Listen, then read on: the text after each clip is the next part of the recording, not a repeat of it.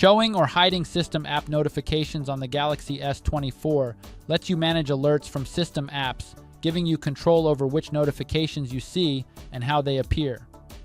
Here's how it's done. First, tap the Home button to return to your home screen.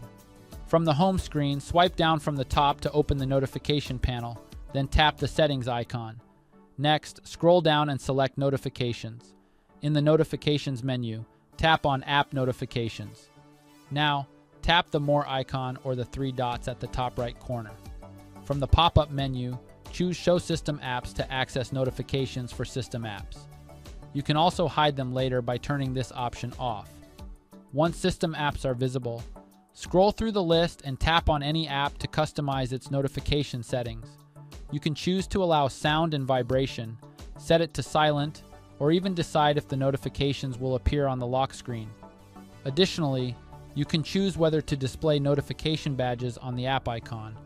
When you're done making changes, you can either tap the back button to return to the settings page or the home button to return to the home screen. And that's it. Thanks for watching this video. Don't forget to subscribe to our channel for more helpful tutorials.